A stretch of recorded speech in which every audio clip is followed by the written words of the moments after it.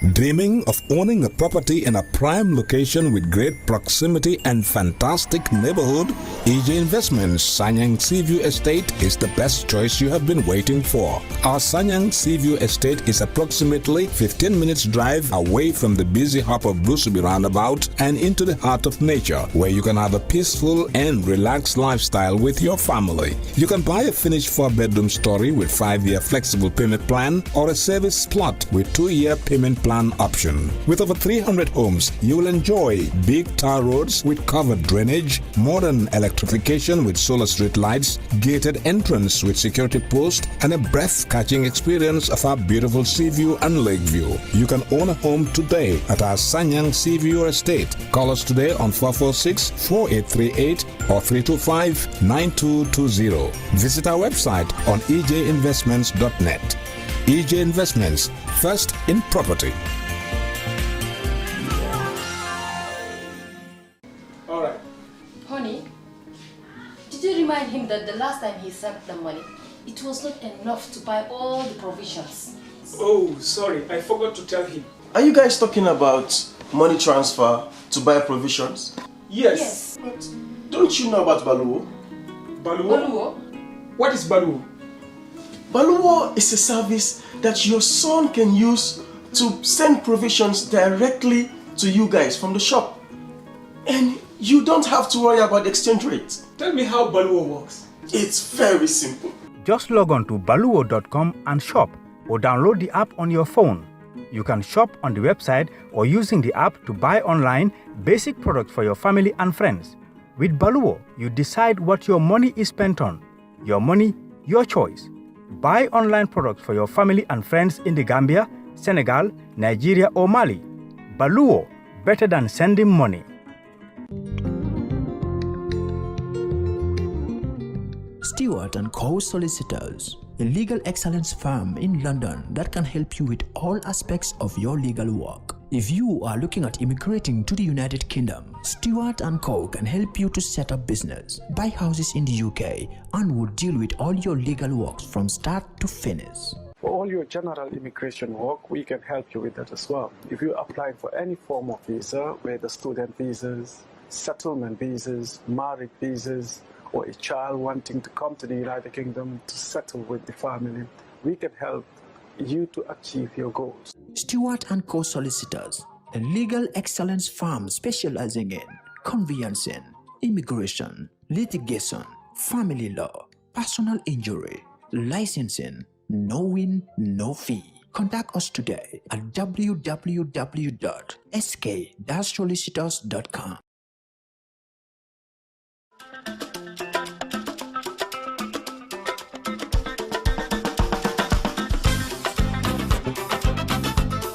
Nijaay, saako maalo bi jeex na te diwlin bi jeex na dama am pour dem marché. Ah, Pape, dégg nga li ndaw si wax de. Léegi nag dimbali ma rek nga lebal ma benn bidon ngi diwlin ak benn saaku maalo. Soo ci mënee boole soble sax nga boole ko ci. Sama doom, Lamine, su yónnee xaalis bi rek ma fay la sa xaalis. Non, boutique bi diwlin ma mënuma la ko lebal. Parce que doo ma dee fay on time loolu moo tax mënuma laa lebal. Daal yow sa doom bi fan la nekk? Sama doom mu ngi Angleterre. Angleterre. Daal xanaa yoo yëguloo Baluwo service ku ko am fu waay mun a nekk si àdduna bi mën na laa yónnee ndugg si nu gaaw te amul benn jafe-jafe amul ne réew bi dafa po te xoolal soble diwlin maalo pompiteer ak li ñu mel sooy yegg baluwo.com di nga ko am gis nga ku bëgg a jëfandikoo Baluwo service bi dugal sa Play Store nga type baluwo.com downloadal app bi nga jëfandikoo ko ci nu mu gën a gaawee.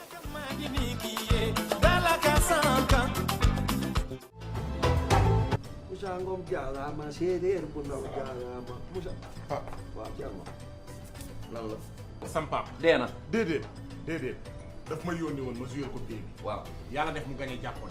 $100,000 la gagné. la ilaha illallah.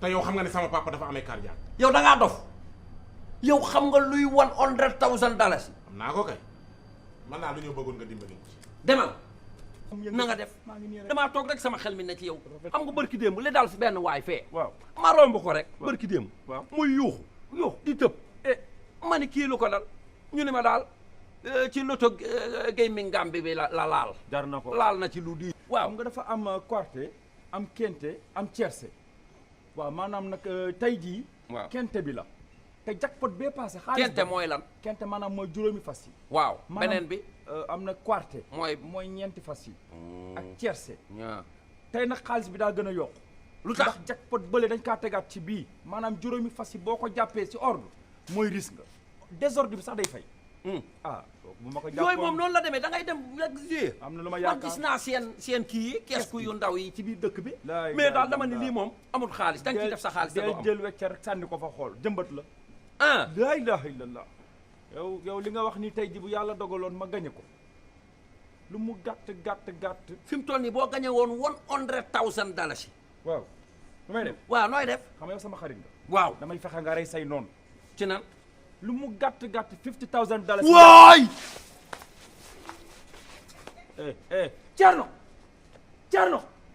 Thierno woowee ambulance lan la lu xew ni sa baay gay dee na sama papa gay lu ko rey $100,000 dalaa ne ko boo ma gàññaloon si li ma la yónni dama ko koy jox mu daanu ni sama kaw man waxuma ko mu waxee woon la ko noonu yow la ko waroon informé ndax yow yaa ko gañe yaa gañe jàppoon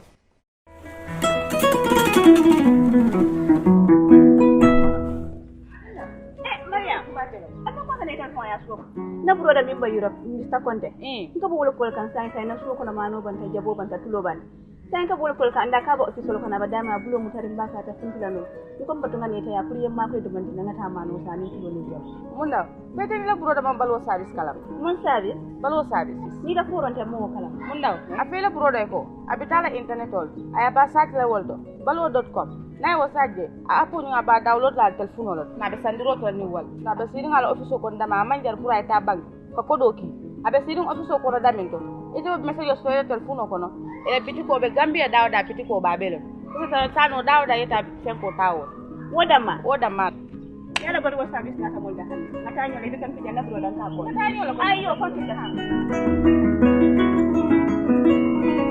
balwo service dinkirala jampo o manken na kolaya ko balwo service al demano kaje ko ale domor feŋol sang alla dimbaya molu ana lakkanun tewol wato bela ani wad sudum fanan kono balwo service la dinkiralu ani la do kunyolu e banko karo beto kabirin katon fo koyna nalla fa ko ku ko tan so balwo service la kolto ali commandi telephone line la milbuko 9400213 7694319 wala 3192870 wala hankabi alta internet oto alila kolu jibe www.baluwo.com.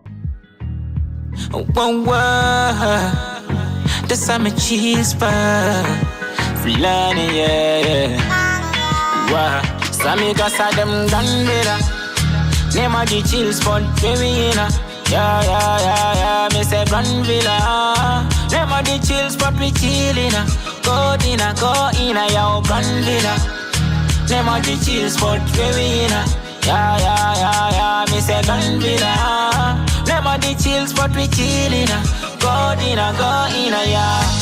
Wanna have a cool place to need you. Granvilla at the place to be, yeah. Cool view, come chill and relax. Have fun, enjoyment to the max. 752-7218. Take a phone call to Granvilla, yeah. Special treatment for the idea. Right place to be, so I'm telling you, yeah. It's not the right place to be. Come on phone and enjoy the life. Cool place to be. Yeah. For more information, just log on to www.granvillaguesthouse.com.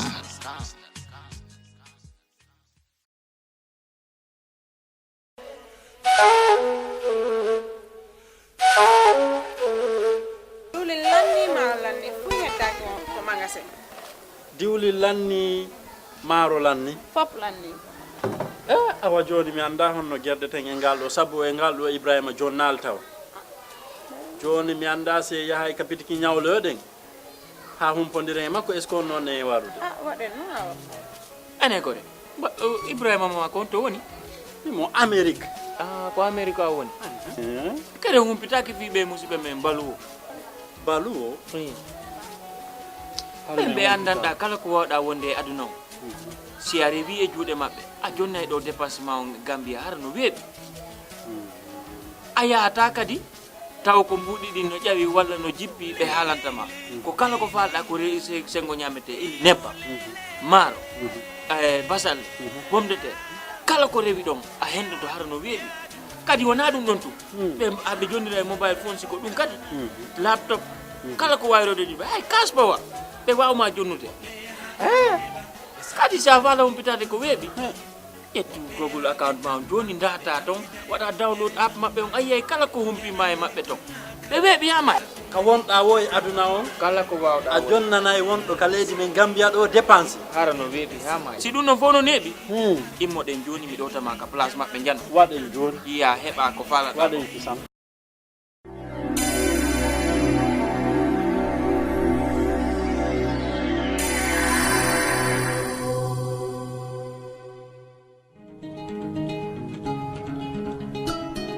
Look, guys, you guys got very big rams. I hope you don't get it from where I'm suspecting. Do you think you're the only one who knows where all the good news come from?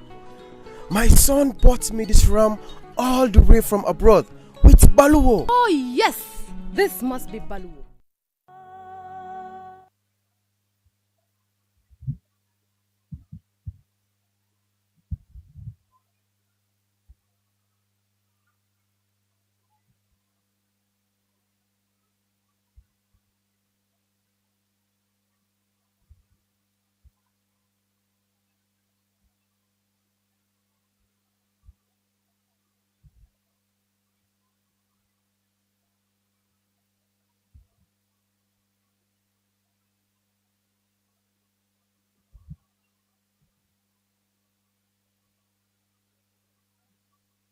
I can't hear you.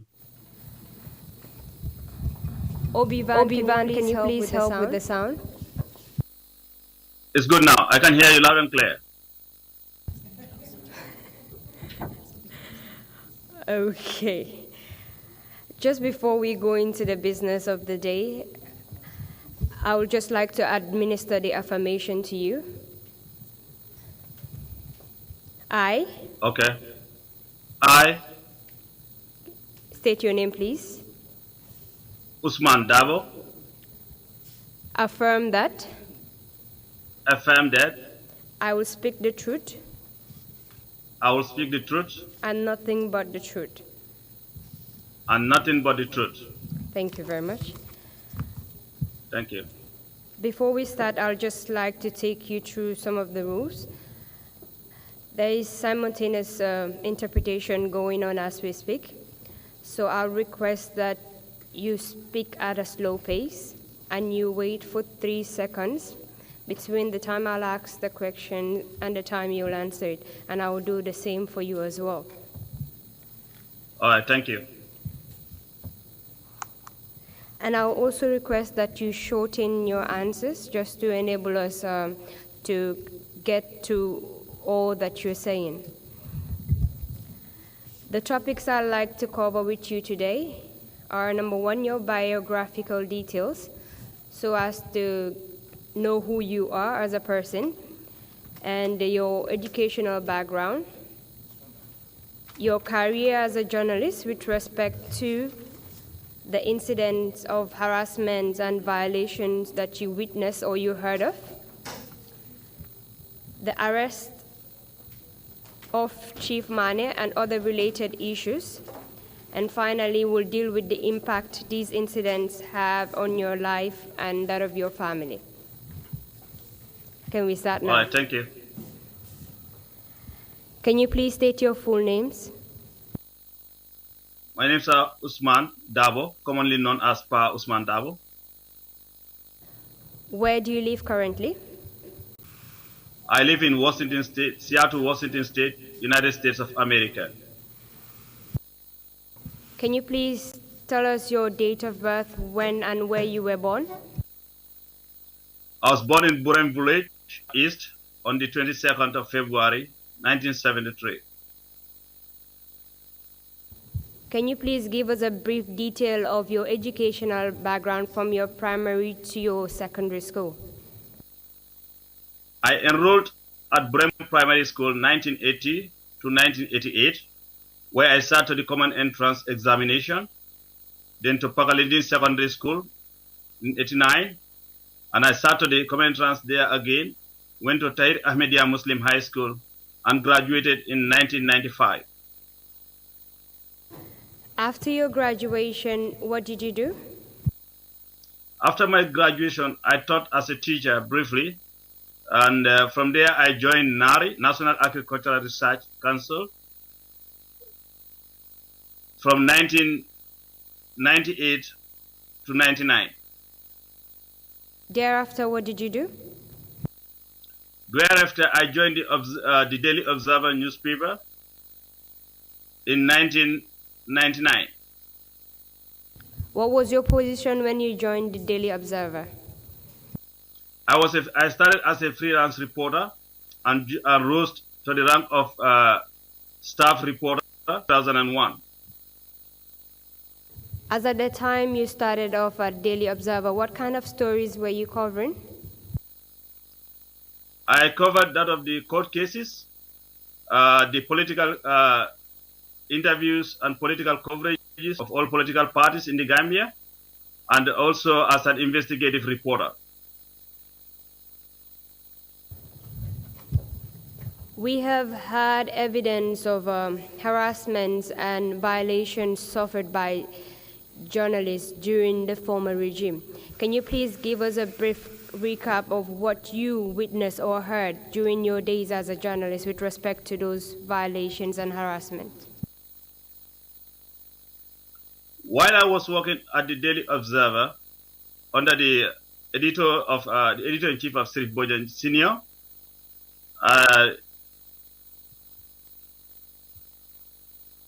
hello? Go ahead, please. As a reporter, I was working directly under Serif Bojan Senior, who is the current owner of the Standard newspaper. And then from there, while I was there, Buba Balde became our managing director. Under the leadership of Buba Balde, they told us that the editorial independence, they interfere with our editorial independence.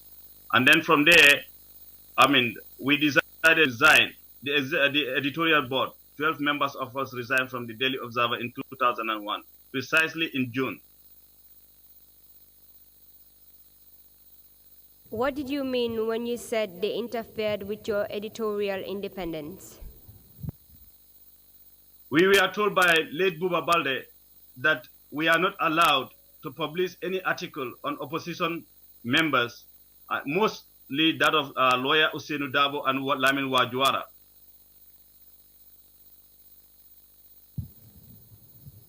Did he tell you who specifically said that you were not allowed to cover stories relating to the opposition? We had a staff meeting and Buba Balde informed us accordingly.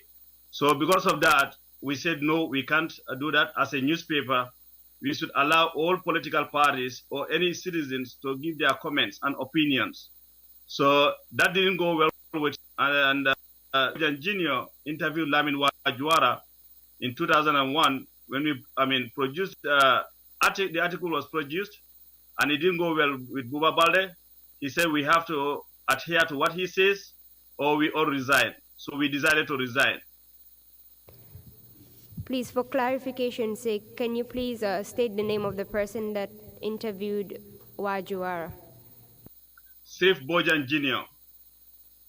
By Wajuara, do you mean Lamin Wajuara? Yes, ma'am. Did anything happen to Sheriff Mustafa? Did anything happen to Sheriff as a result of that interview? No, nothing actually happened to him. We stand by him, and we stood by him, and we decided to resign. How many of you in total resigned as a result of that interference? 12 members of the editorial board. The 12 of you that resigned, did you continue working as journalists or did you pursue other careers? we continue as journalists, and I think Pa Khalifa Sanyang then went to KMC as their PRO. How about you? What did you do? I joined the independent newspaper as a freelance reporter in 2001. Can you tell us at that time what the editorial policy of the independent paper was? The independent newspaper is a private-owned newspaper owned by Baba Gale Jallow, Alaji Yoro Jallow, and the editorial independence of the paper was intact. During your time at the Independent, did you witness any incidents of interference? No. About harassments? We do, from the government side, yes, we do. But within the editorial, the management, no. But with the government side, we have been harassed several times. The independent office was burned. And then the printing machine was also burned by the junglers, led by Bombardier. But during the burning of the printing machine, Sana Manjang was the one who got burned.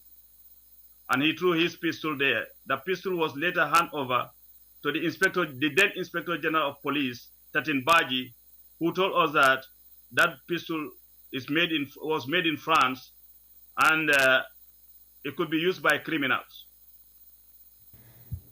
During those incidents that you've mentioned, were you present? When the office was burnt, it was burnt during the night. It was only one side of the building that was burnt on the MDI road. So, but our production department, headed by Namori Trawale, was the one in charge of the production of the paper. They were the one at the time of the printing when the junglers came there to burn the printing machine. You mentioned that it was the junglers that burnt the printing press. How do you know that? Because we did an investigation, and it to find out that Sana Manjang, who was part of the junglers, was among the people who came to the independent the independent printing department and burned the place. He was taking refuge in Bajinka, late Khalifa Bajinka's house at mile 7. Can you tell us who went about that investigation you're talking about? I did it myself together with Alaji Yoro Jallow, and when we found out that from the sources close to the military medics told us that, certain people among the military medics were going to Bajinka's house to treat Sana Manjang of the bond. Who was Alaji Yoro Jallow at that time? Alaji Yoro Jallow was the managing editor of the independent newspaper. Can you situate this incident with time, please? Tell us when it occurred. It happened in 2000, if I didn't forget, well, I think it happened in 2001. Did anything come out of the investigations that you did, you and Alaji Yoro? When we did an investigation, I had wanted to publish the article, but because of the sensitive nature of it, we informed a National Assembly member, Mr. Hamad Ba, at the time. And then Hamad Ba came to the National Assembly, made the pronouncement for the investigations to be held. But at that time, when he mentioned it before the National Assembly, Fatoumata Jahumpa Sise, a nominated member, told the then Speaker of the House, Sirif Mustafa Diba, to use his discretion so that the media will not publish that article. But she was told by Sirif Mustafa Diba that he has no right to interfere with what journalists are supposed to write or not what to write. And who was Sheriff Mustafa Diba at this time? He was the Speaker of the National Assembly. Were you present when that allegations were made at the National Assembly? Yes, I was there for independent newspaper. So you clearly heard what Fat Jahumpa said with respect to the allegations that was narrated by Hamad Ba? Yes. Thereafter, what happened? Thereafter, we went and published the article together with the gun that was left. Because we took the picture of the gun that was left at the printing department. In which paper was the article published? It was published in most of the newspapers, both Independent, the Daily Observer, the Point newspaper, and the Fourier newspaper. Was the matter ever reported to the police? The matter was reported to the police. They know about it, but they didn't do anything about it.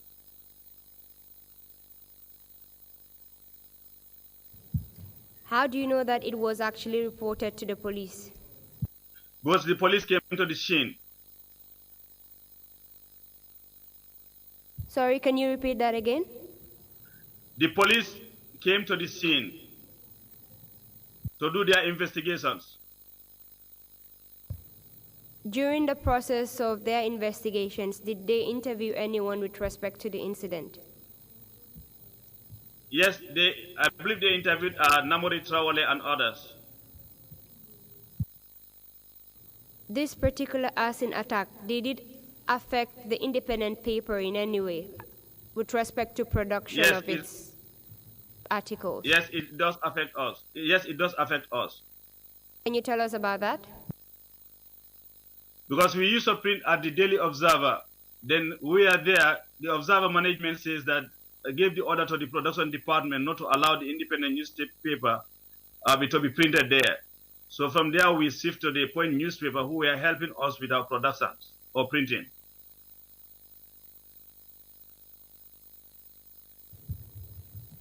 After this particular incident and after reporting about it on the papers, did you give your findings to the police with respect to what you found out about the person that got burnt?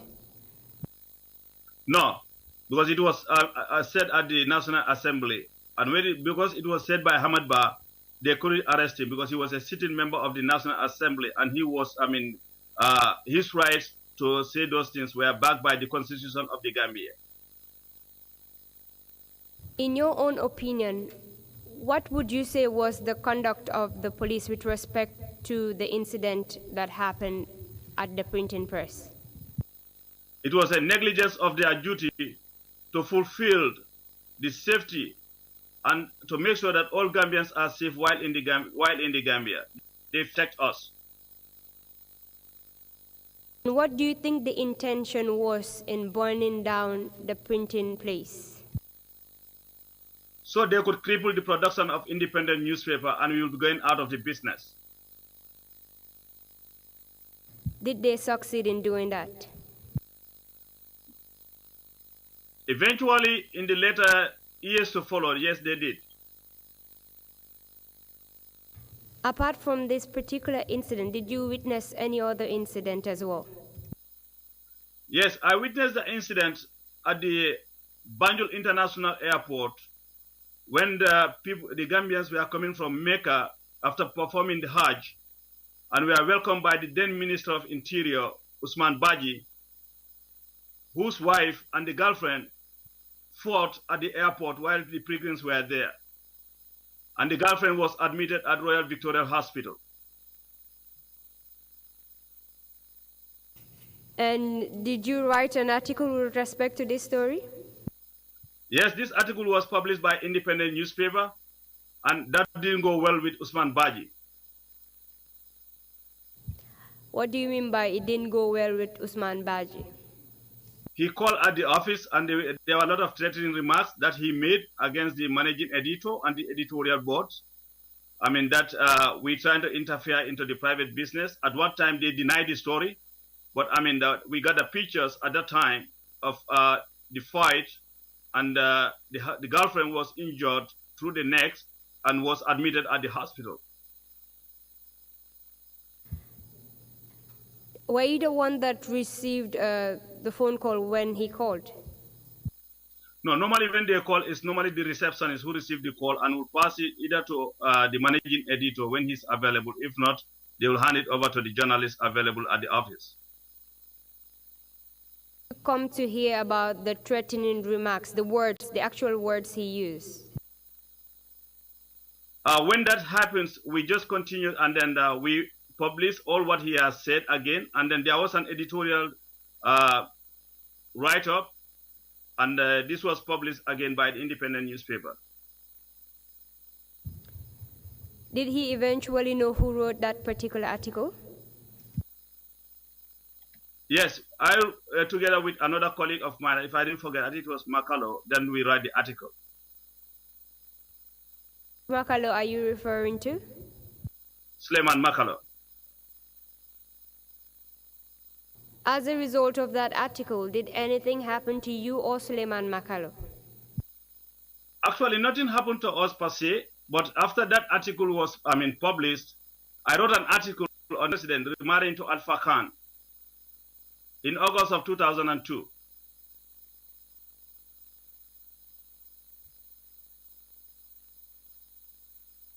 Sorry, you said you wrote an article about who's married to Alpha Khan? The then Vice President of the Gambia, Aissatou Njie Sedi, remarrying to Alpha Khan. What happened as a result of that article? When the article coincided with the 1-year anniversary of the late husband, J. Sedi, and when this article came out, I was arrested on the 2nd of August 2002. That particular article you wrote, was there any truth in it? Yes, it was truthful, and it's still truthful still now, because when we Independent published that article, neither the Vice President nor Alpha Khan came to our office to deny that article. However, as a result of that article, you were arrested, right? Yes, I was arrested by the personnel of the National Intelligence Agency. Can you tell us how you were arrested and where? I was arrested right in the office of the independent newspaper. Immediately I arrived at work. One of my colleagues told me that, there were 4 people who were asking for me.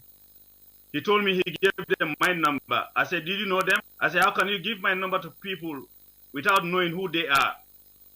So he said, I think they are here, they are not far. Then he went to the shop, he saw them there and told them that Ousman is at the office. So the NIS came to the office and asked if I am Ousman Darboe. I said yes. They said, we want to see you. I gave them the chair to sit. They said, no, we want you to go out with us. I said, no, who are you? Then they refused to identify themselves. Then one of them had a pen and paper and wrote there, you are wanted at the serious crime unit for questioning. I said, but may I know who you are, sir? He said, I can't tell you my name, but you'll come to know us. I said, if that's the case, then I'm not going.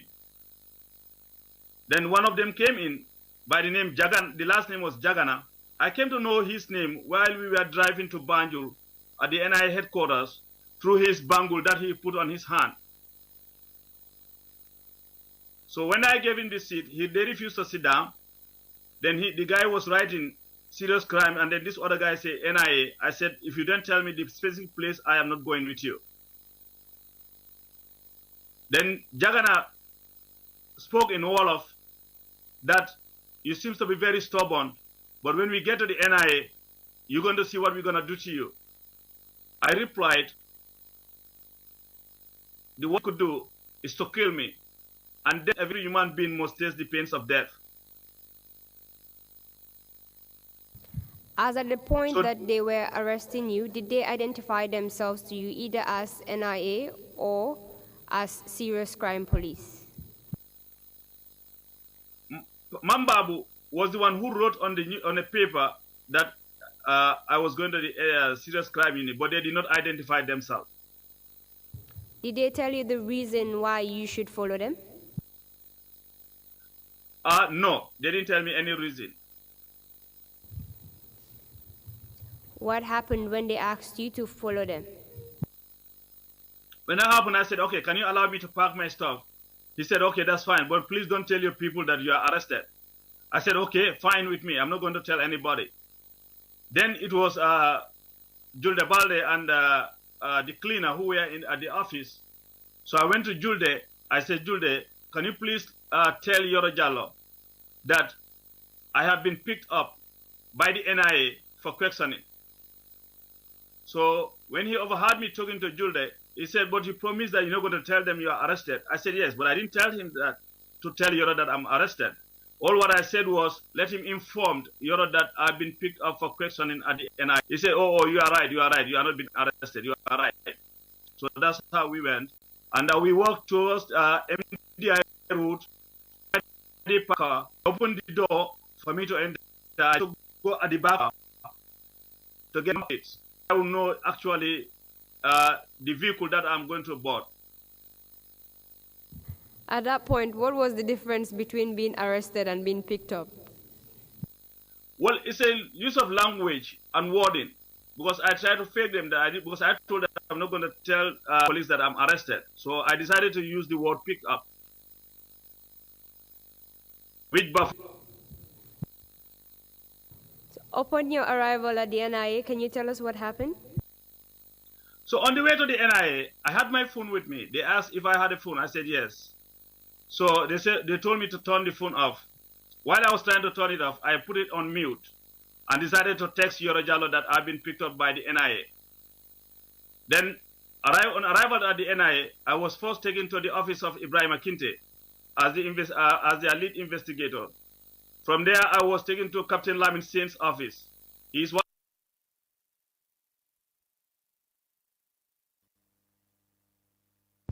Can you please tell us what happened from the time you entered the NIA, what happened at the first office and what happened at Lamin Saint's office? When I entered into Ibrahim Akinte's office, we greeted each other and asked me to sit down. I sat for a while. They didn't tell me anything. And then later, Mambabu, who came to arrest me at the independent office, walked me to Captain Lamin Saint's office. Captain Lamin Saint was a blind man. He got injured during a grenade explosion in Farafenye. I believe it was in 1996.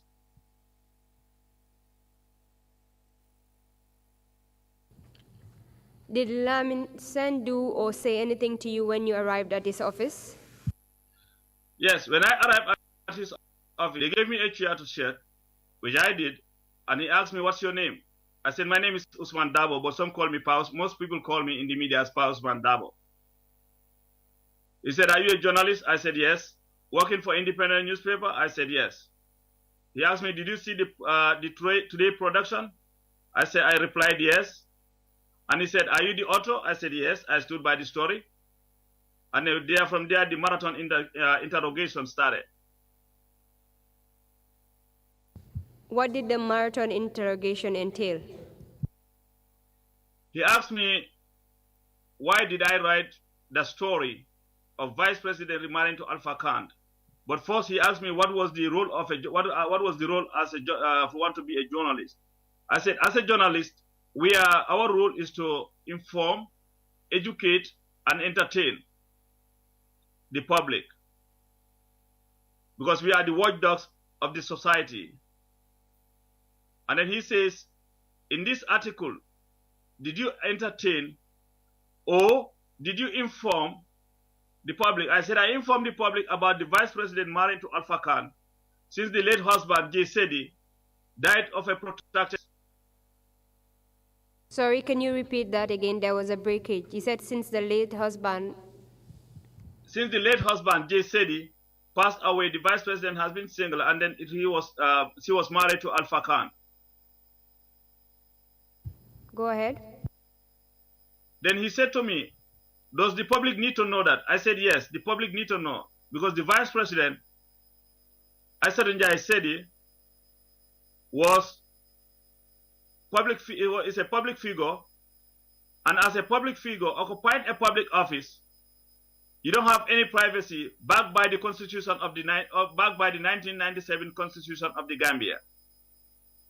Then he said to me, what benefit do you get from publishing this article? I said, there's no benefit, but I'm trying to inform the public that the Vice President married to Alpha Khan because the late husband died of a protracted illness. So when I mentioned the protracted illness, he said to me, So are you telling the whole, in your article, you also stated that the late husband, Jay Sedi, died of a protracted illness. That means you are telling people that the vice president might be suffering from HIV and AIDS. I said, no, we argued. I told him that protracted illness means the late husband died of a long illness that he has been suffering with. So protracted there means long. He said to me, no, you are telling the people that vice president might be having HIV and AIDS. I said, that's your opinion, but I've never wrote in an article that the vice president is suffering from HIV and AIDS. So from that interrogation you went through with Mr. Sen, what did you think the problem was in your article? The problem they had? I think the problem was like most of them were not aware of the vice president remarried to Alpha Khan, and for the fact that it coincided with the 1-year anniversary of the late Jay Sedi, in which the government officials and other Islamic scholars were there doing the recitation of the Quran for the late husband. After interrogating you, were you released? No, I was not released. I was. They gave me some time to break. Then after the break, we continue. I think a day I'll write like 4 to 5 statements every day. I was detained there till on the 3rd of August 2002, when they brought in Fatima Jabi, who was pregnant at the time, was arrested by the NIA. He was escorted there by his ex-husband, Lamin Sane alias Tinting. Fatima Jabi is the current First Lady of Sierra Leone. Do you know why they brought her there at the NIA? No, I have no clue actually why they brought her there, but I overheard Tinting speaking to the NIS that they asked him, why are you here, Tinting? He said he was there with their wife. The wife has been called there for questioning, and they are there to, answer to the NIS call. Do you know for how long she was at the NIA? If I didn't forget, she spent that day at the NIA and was released the following day. While she was arrested, I was out at night. I was out with the NIS in their lobby. We were doing attire. And during that time, I told one of them to help me with a pen and a paper. Some of them were very nice to me. And a paper and a pen was given to me. I wrote the story of Fatima Jabi being arrested by the NIA. And I used a pen name called Jalaman Jame, which I sent one of the officers. I told him, this is a letter. Can you please to your Jalo's house, but be careful. He agreed and dropped that letter to I dropped my articles to the independent newspaper, which was published. If I get you right, you mentioned that you were given a paper and a pen by one of the officers that you are friendly with, and yes, you wrote an article with respect to the arrest of Fatima Jabi and the husband, and you wrote yes, it under the pen name Jalambang Jamme. Jalama Jamme. Yes. Who delivered the article for you? One of the NIS delivered for me at the independent office. Was that article published? Yes, it was published by the independent newspaper on the 5th of August 2002. At that time, who was this Lamin Sane you are talking about? Lamin Sane used to live in Europe. So he's from Bakau. But he's not in the Gambia as Tinting. You mentioned that Fatima Jabi was detained there for 1 day. Can you tell us yes, under which condition, and she was pregnant. Can you tell us yes, under which conditions she was kept? She was not put in a cell. She was, at their front office, and from there they took her to another office, and from there the following day on Sunday, she came there on Saturday, And that was the very day Alaji Yoro Jallo was also invited for questioning in connection to the article I published on Vice President.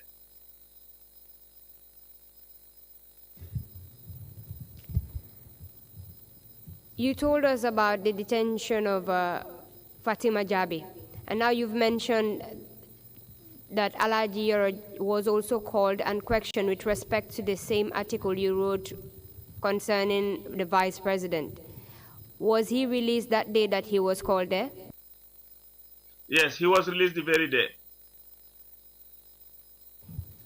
He came there with one of my colleagues, Lamin Diba. Can you tell us the condition of your detention while you were at the NIA?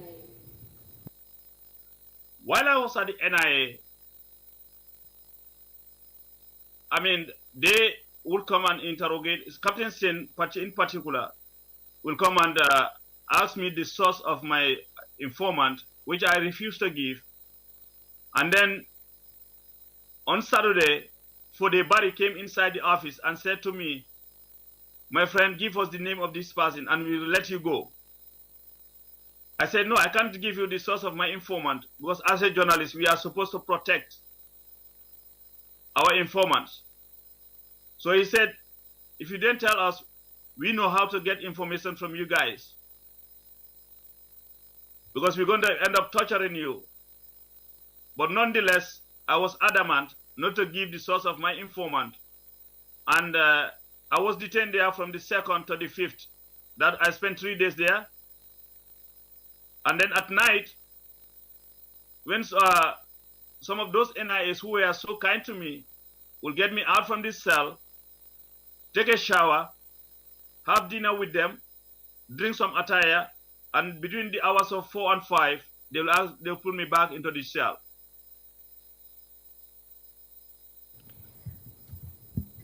While you were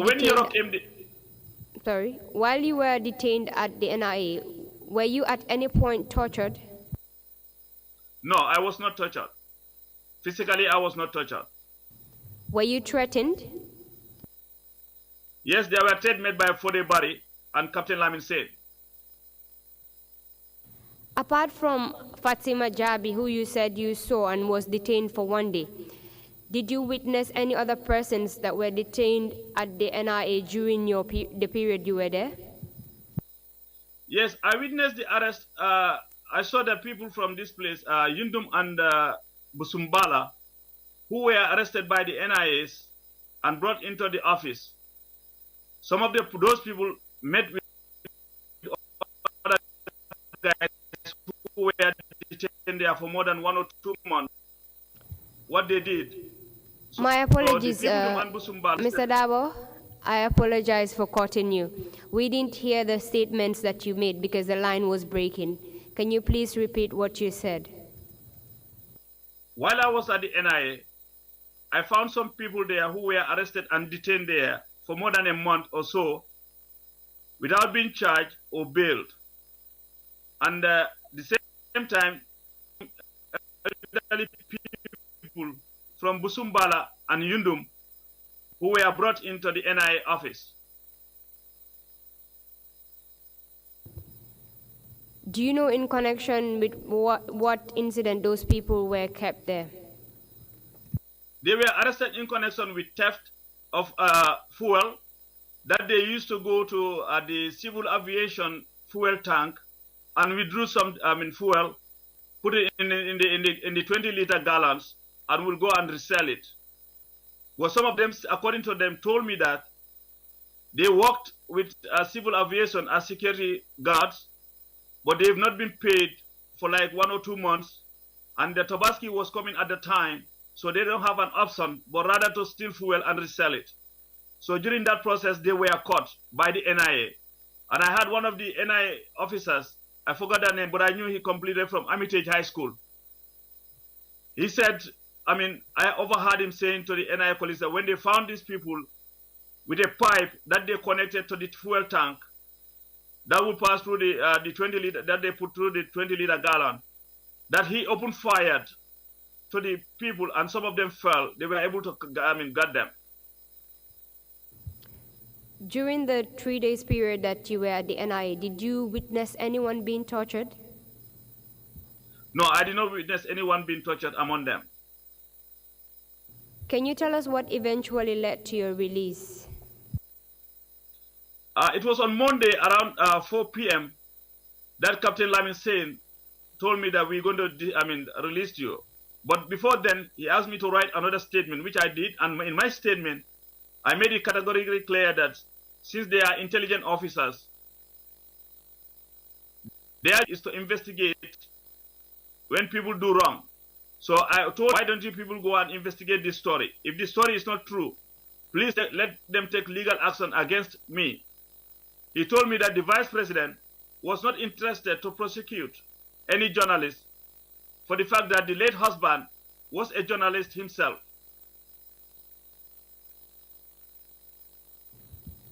After your release, did you continue working with the independent paper? Yes, when immediately I was released, I took a car and then went to independent office. I called Alaji Yoro Jallo that I was released, and I went to their office.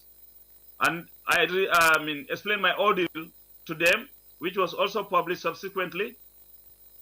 Then from there, on the following day, on the 6th of August 2002, I was called by Captain Sain to report myself to the NIA, which I complied.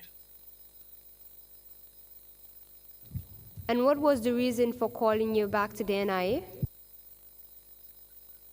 When I arrived there, surprisingly again, they started interrogating me whether I stand by my story. I said, yes, the story is true. There is nothing, that we said in this story that is not correct. But as I said before, I'm still maintaining my stand, that is, investigate. If it is not true, prosecute me. What eventually happened to that case? Nothing actually happened. I was there then on the 6th of August, around 6 p.m., they told me to get somebody to bail me. So I called a friend of mine who also used to work with a newspaper from the Gambia Daily, who came and bailed me. But I was never charged or prosecuted. After that particular incident, were you involved in any other incident, or did you witness any other incident of harassment or violation? After that incident, I think it was in 2003, again, I was called by the Major Crime Unit that I should report to them for questioning. I went there.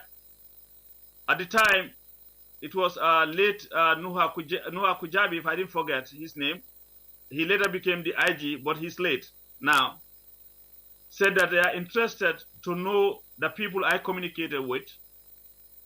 Particularly, there is a number that they print out from the Africell company that I've been talking with that person for quite a number of times, together with one Safiatou Ba who used to work with Daily Observer. When I was I said who that person is. They never mentioned the name of that person, but they showed the number to me. It's an Africell number. Said I always talk to that person, and it's an interest to them. So they want me to help them to locate that person. I said I cannot locate the person who I did not know. A statement was taken from me, and they let me go. Did they tell you why they wanted to locate that person? No, they didn't tell me that. Did you find out anything about that particular incident? No, I did not.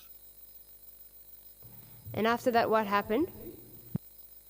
Then after that, I continued with the independent newspaper until, if I don't forget, I think it was 2003 again, that the ex-president, Yahya Jammeh, ordered animals from South Africa for his zoo in Kanilai. So I decided to go to Kanilai to get whether it's something true. A cargo flight came from South Africa to bring animals for Jammeh's zoo. And upon arrival at Kanilai, with the GSS was also there. They ordered over 100 crocodiles for his pool, 3 lions, 3 wildebeest, 365 species of different birds, that were brought to the zoo, and this article was also published by the independent newspaper. Did anything happen to you as a result of that article being published?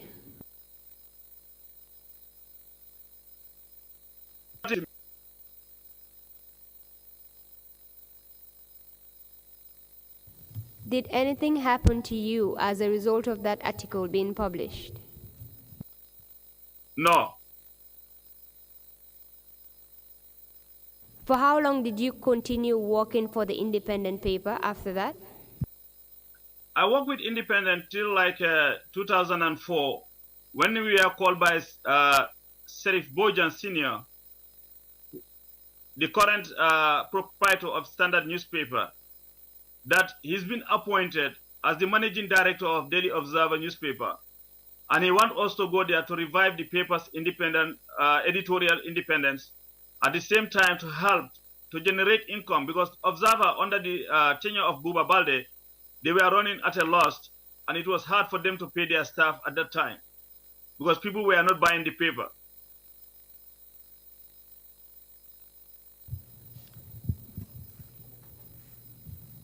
And when you went back to the Observer, did you have that independence with respect to the stories that you pursued? Yes, we had that independence because Sirif was independent, free, independent-minded around April or June. My apologies, Mr. Dawa. The line just keeps breaking, so you have to start from where you started answering the question. Sirif Bojang is a free individual who believed in the editorial independence of any newspaper. Hello, Mr. So, Dawa. I'm sorry for cutting you again, but the line was breaking as well. Can you please repeat your answer once more?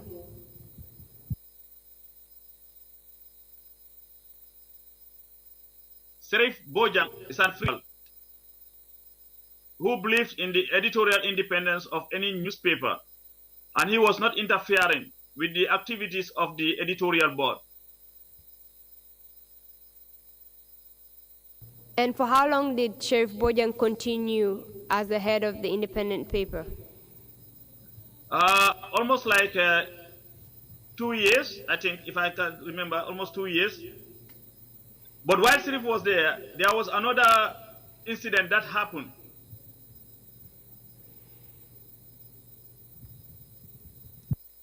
Tell us about it. This was in connection with one Lamin Jai, who came from, I believe it was in Germany or Switzerland. He came to Gambia on a vacation. So the vice president's convoy shot at him around the Independence Stadium while they were driving to Banjul. They said he obstructs the traffic.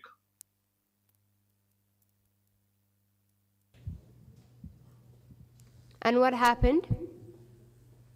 He was admitted at the intensive care unit of the Royal Victoria Hospital. So people heard of the gunshots, and the journalists were all trying to know what really happened. So most of us were informed that they shot somebody who was at the intensive care unit of the RVH. But I mean, the place was guarded by armed soldiers because they don't want anybody to access him to interview him. So I told Sheriff that I will try to get this story. He said, "Are you sure?" I said, "Yes." Then I spoke to one of the nurses, who at the time was also a police officer. I mean, I spoke with him. He said, yes, he's here in our office. He's been admitted at RVH here. I said, I want to interview him. He said, we have security officer guards here. It's going to be hard for you to come in here. I said, okay, I will try my best. Then we discussed at length. I told him to place a gown that the doctors or the surgeons will use at the door. And then I dressed myself with a colleague of mine from the independent newspaper. I dressed myself into that doctor's gown with my recorder on. I entered at the ICU unit, interviewed that Lamin Jai, and then the story was published. When the story came out, the protocol of the vice president at the time, if I didn't forget, it was Puy Jobate, and then called at the office that we should not have, published that article, and that they threatened Lamin Jai again, and they asked him whether he spoke to any journalist. He said no. Then I played Serif played the audio that I recorded with Lamin Jai when I interviewed him to Puy Jobate, and Puy told them that yes, this journalist penetrated the security, and they interviewed Lamin Jai, and he had listened to that interview. Did you eventually publish that article? The article was published, and Serif was very happy how I was able to penetrate the security officers standing at the ICU whilst as a doctor. Was the government happy about that article? No, they were not happy about it. But the fact of the matter is, we got what we wanted, and the interview was held, and fortunately for us, we have the record in the recorder. The voice of Lamin Jai. After that particular incident, did Chief Bojan continue to be the editor-in-chief of the paper? I think it was later that year he was relieved of his duties, and then Buba Balde came in as Sajatal came in as the managing director. What do you think led to him being relieved of his duties? I believe it is in connection to the editorial independence that was lost and regained. They feel that the Observer is going too much. We are not advocating for APRC and Yahya Jammeh's agenda. You said who took over after Chief Bojan? Dr. Sajatal. Can you please tell us about Dr. Sajatal when he took over the Observer paper? When Sajatal was appointed as the managing director of the Daily Observer, we had a staff meeting in the presence of Nene Magdol Gay and late Mamadou Sanyang. So he, briefed us. They briefed us because they were part of the board.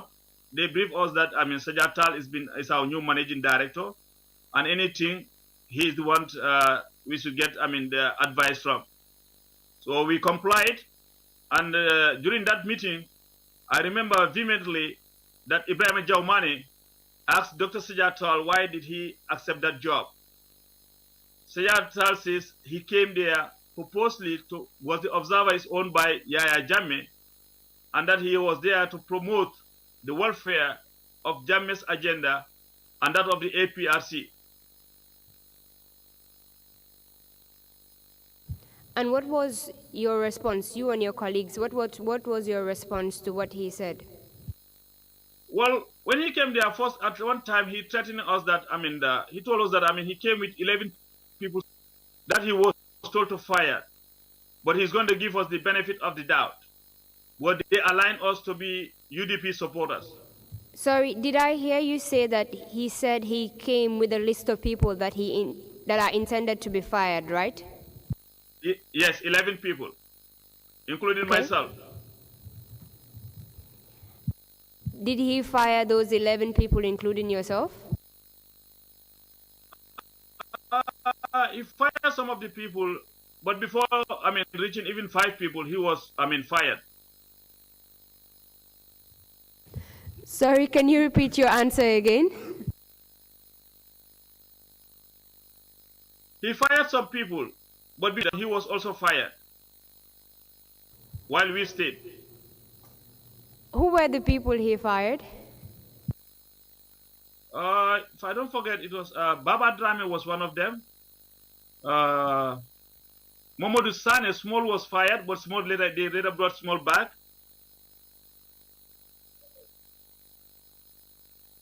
I might forget some of the names actually, but about 5 people were fired. But the list that he came with included myself, Ibrahim Jaumane, Lamin Diba, small Sane, we call him Momodu Sane. We have Momodu Sonko. Some of these people were lithographers and at the production department. Do you know the source of that list? Actually, no. But I believe it came from the board of directors. And why do you believe that it came from the board of directors? Because normally they will give the directives of who stay and who will get fired. Can you please tell us about the editorial policy of the Observer under the leadership of Dr. Sajatal? So under the leadership of Dr. Sajatal, he said, I remember he said to us that, if anybody doesn't want to comply to what he have said, the door is opened. You can leave honorably. Because he was fired twice by President Jack and would not allow it to happen again. And in that sense, he says to us, before anybody sacrifice him to be sacked as the manager of Observer, he'll make you are sacked first. And what did you take that to mean? We mean, you know that he was very serious about it. So when we published some article that didn't go well with him, he will come and then we'll make a big noise of it. When he's trying to fire you, the deputy director at the time and will always intervene. Say, please give them chance, give them the second chance. Can you tell us about these incidents?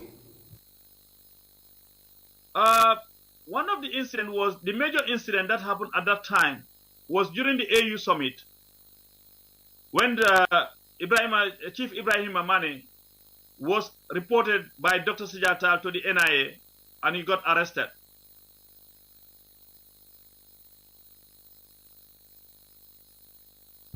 How do you know that Dr. Sajatal was the one that reported Chief Ibrahim Manneh? Dr. Sajatal was informed by Pamalik Fai, one of our news editors, that he, Dr. Tal, entrusted me and my colleague, that is Ibrahim Jaumani, Lamin Diba and others, that we should run the Daily Observer newspaper. But he came across something on our international page and he stopped it because he wants to be in the good books of Dr. Sajatal at the time. So they discussed this at one of the gas station on Fajara Road at Shell.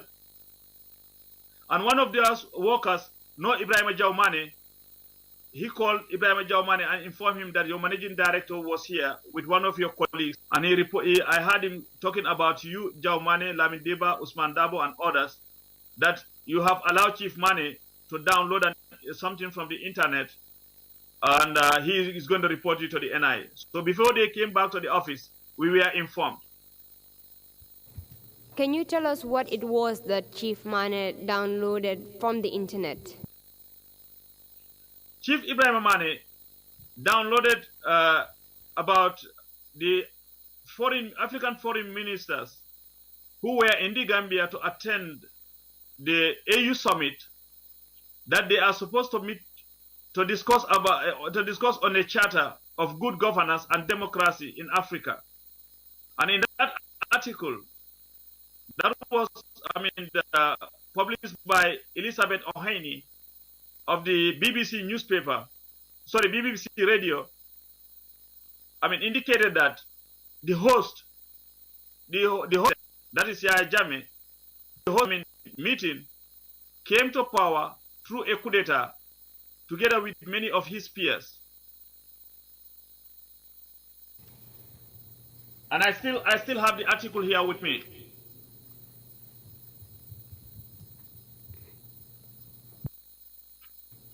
Thank you very much. Can you please make an undertaking to scan the page that you're referring to and send it to us? Yes, I can definitely do that. you please tell us about the title of that particular article and the date of the article itself? The date of the article was on Friday, 30th June 2006, on page 5 Daily Observer, AU to discuss democracy charter. Sorry, Mr. Darboe, can you please repeat yourself because you were breaking us, you were saying it. The article was dated 30th June 2006 of the Daily Observer, page 5 of the World News, and the headline was AU to discuss democracy charter with a picture of Yahya Jammeh.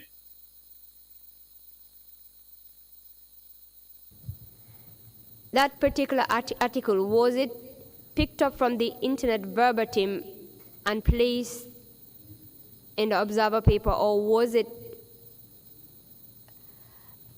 cited by Chief Manneh in his article? Okay, we all have a responsibility at the Daily Observer at the time to make our work easy for us.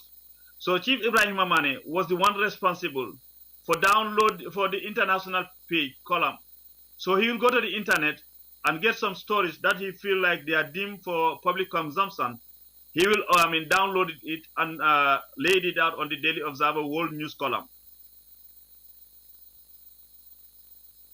So it was an article that was just being downloaded from an international media and put verbatim in the international space of the Daily Observer, right? Yes. Was that article eventually published? Actually, it was printed by the Observer, but it was never made public.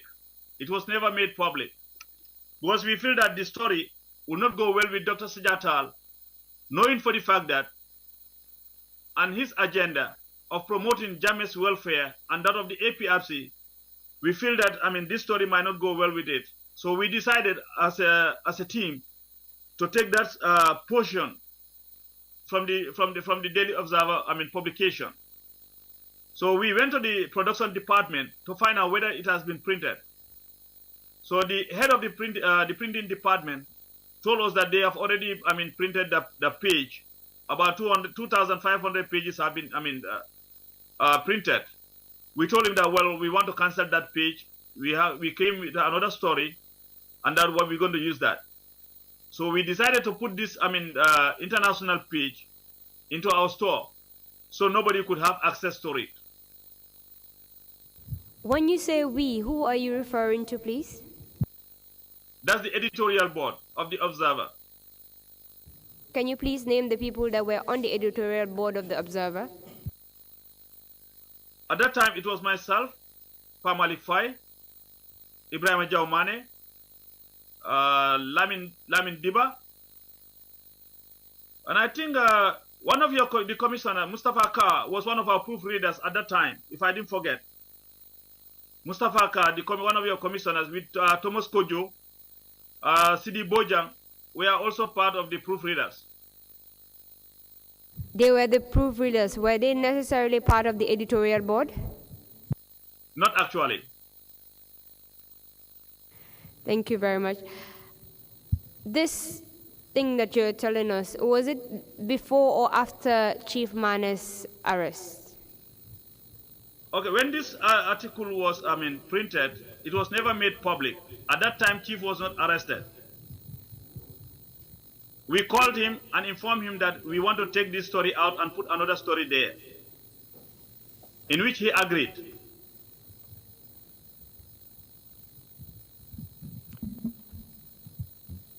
You also told us that Dr. Sajatal was the one that reported Chief. Can you tell us how he reported him? When Dr. Sajatal came to the Daily Observer with Pamalik Fai, he met with one of my uncles, and he called him and says, Mr. Darboe, with this paper in his hand, he got it from the store, our Observer store. He said to me, I entrust this paper to you, but on the whole, you are stabbing me on my back.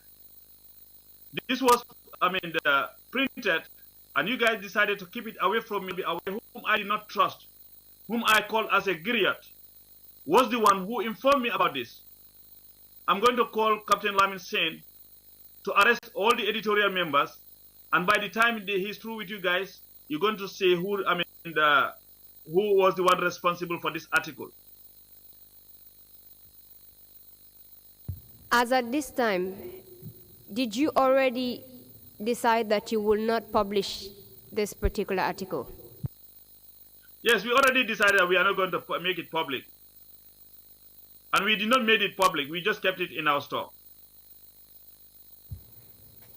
So, between the time Dr. Tal told you that he will report the editorial board to Captain Sen and the time Chief Manneh was arrested, can you please tell us the time frame? When this article was written on Friday, the 30th, on Saturday we were at the office and we saw two plainclothes officers. One whom I know was Sirif C. We call each other general because he used to be at the major crime unit of the police. He was also a CID officer and later went to the Interpol department. He was attached to our office with another officer and told us that they're looking for Chief Manneh. I said, before he asked for Chief Manneh, I told him, General, what are you doing here in my office?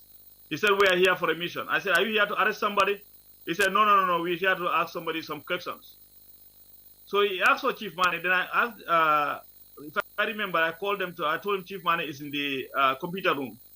So Chief was called out, and she told him that he is needed for questioning in Baghdad. We told him that Sorry, if Chief is going, every one of us has. Sorry, once again, can you please repeat yourself? You said you told him that Chief Manneh is in the computer room. Thereafter, what happened? Thereafter, we called Chief, and Chief came to answer to him.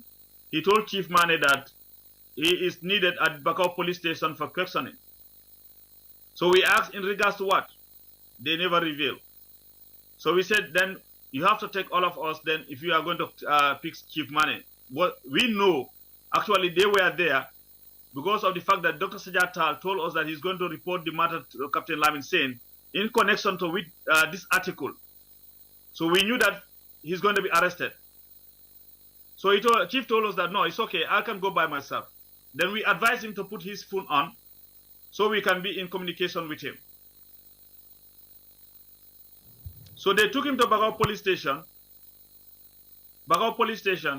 And after several hours, we could not hear from Chief. We called him and the phone was switched off. Then we decided to go to the Bagau police station to ask for him. At first they insisted that, they told us that, Chief Manneh was never at Bagau police station. So we stayed there, we said Chief was arrested by Sirif C and another guy whom I don't know. And they told us that they are bringing him here. So when we stood there after several hours, they told us that Chief Manneh, yes, he was arrested, but he's taken to the NIA.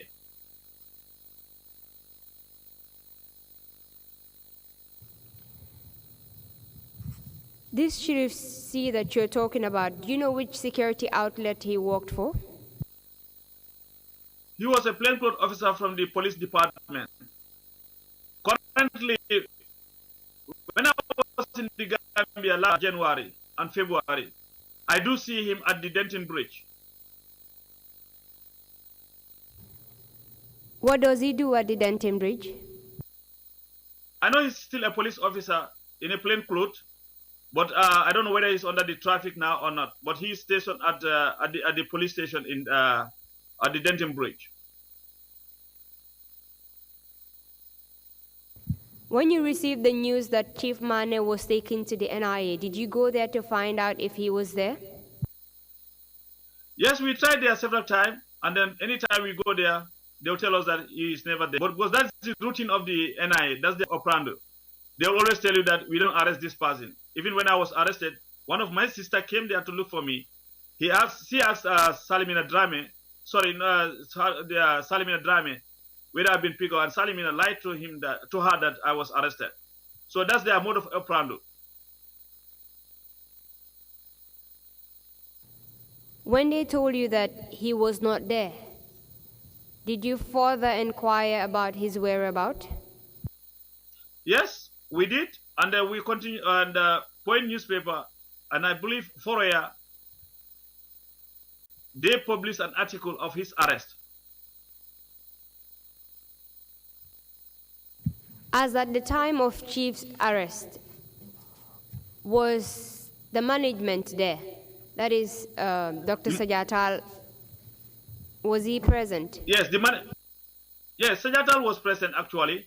So anytime I do an investigation on Chief Ibrahim Manneh, I will send my report to the Point newspaper on a pen name, Nyakasi Jame. I use this Jame's last names just to frustrate Yahya Jammeh, because he wouldn't believe that a Jammeh last name will go and be critical of his government. So I always try to use a pen name with the last name of Jammeh. Why not Daily Observer? Why send it to other papers?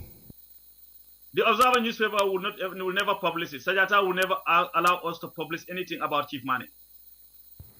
You mentioned that you did some investigations with respect to Chief Manneh. Can you please tell us about the investigations, just step by step, where you started and where you ended with the investigation?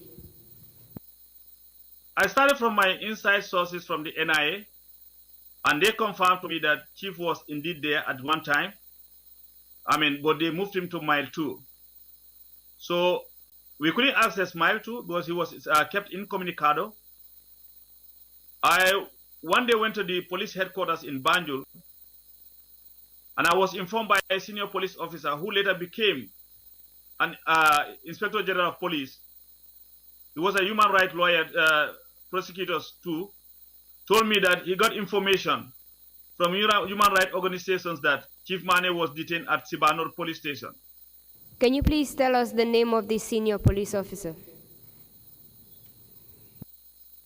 It was former IGP Landing Kinte.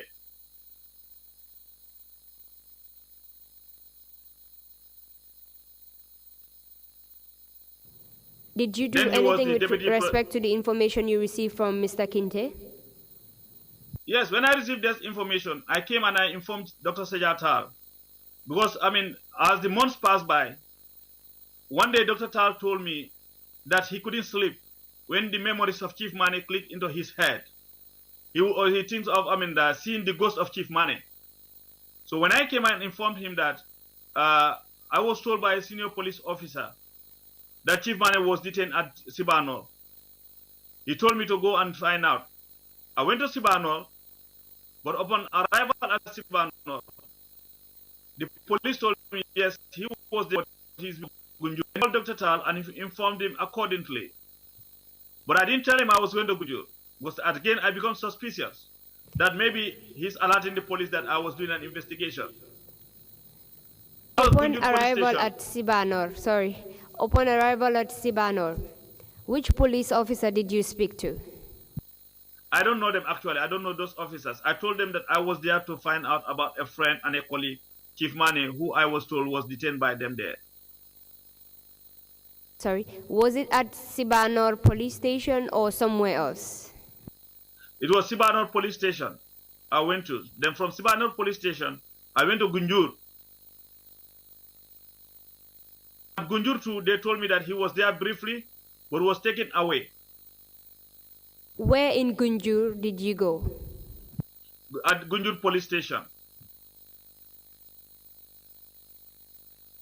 Did they give you any details apart from the fact that he was here and they've taken him away? No, they didn't give me any fact. They didn't give me any other information. And where did they say they took him to? They said they don't know. So I came back. I also informed even Lani Kinda again. I informed Sajatal and some of my colleagues. So while I was there, a colleague of ours told us that, he goes with one NIA officer. That NIA is late. He's from Kombo Dasilame. That they used to take, food to detainees at Bundung, behind the Bundung police station. That there's a compound seized by Yahya Jammeh, and they are detaining people there at that time.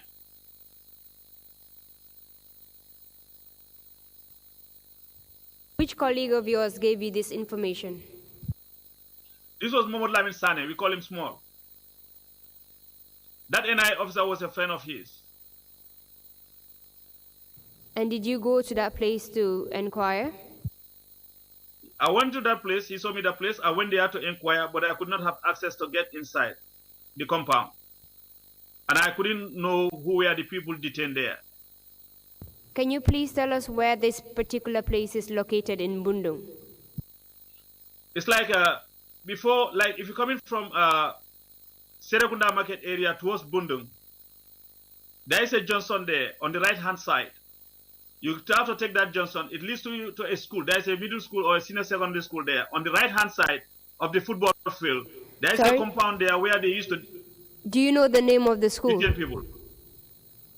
The name I of don't know the whether school. it's Mindao or what. I'm not too sure whether it's Mindao. Can you repeat the name?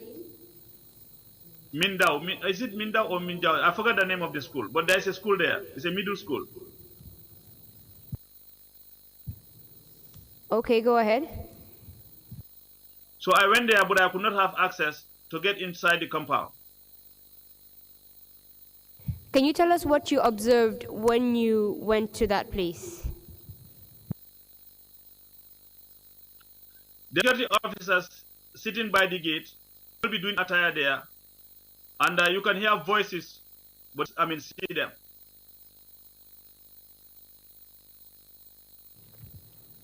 What kind of voices can you hear from there?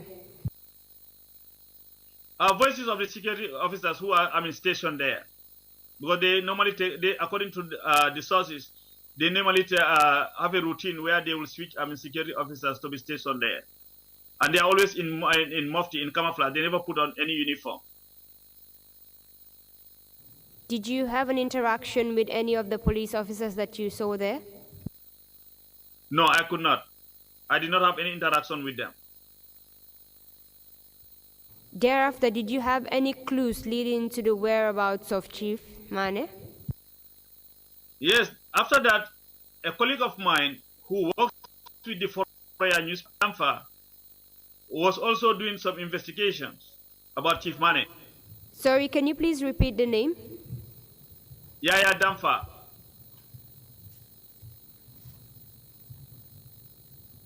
Go ahead, please. Yaya was also doing investigations on Chief Manneh, and when we got the information that Chief was moved to Fatoto police station in Upper River region, Yaya and the Amnesty International personnel traveled to.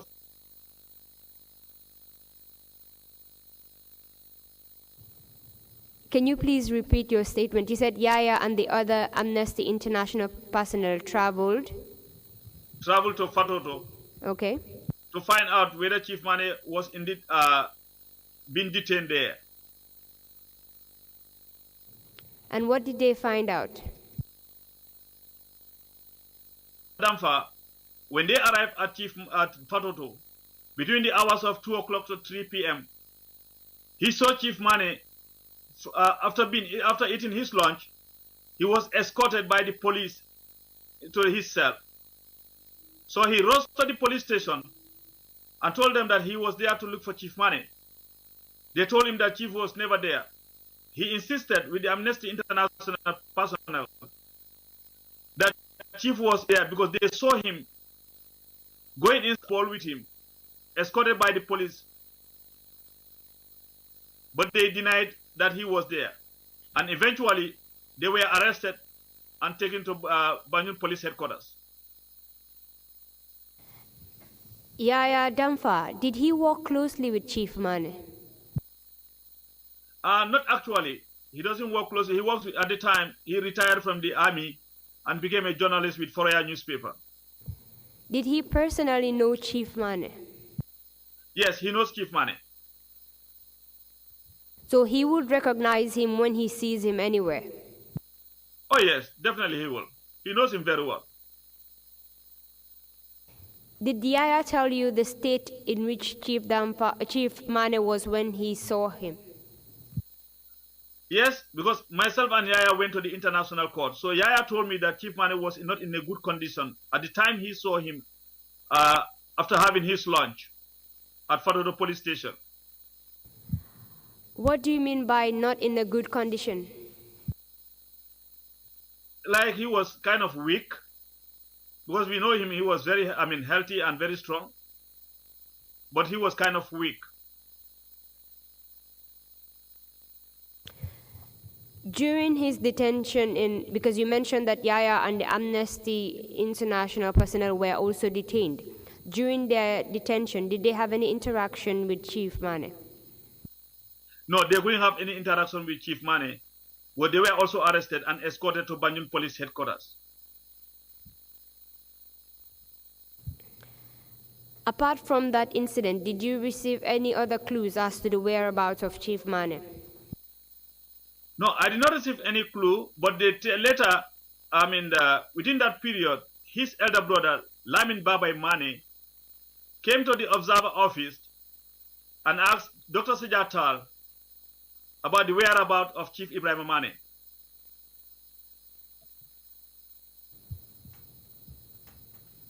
And what was the response of Dr. Tal about the whereabouts of Chief Manneh?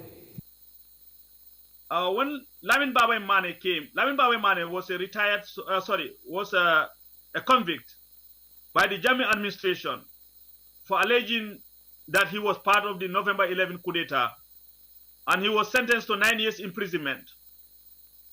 So after his imprisonment, when they were released from prison, I was one of the journalists who interviewed them, and he came to the office. We recognized each other and asked for Dr. Sejatal.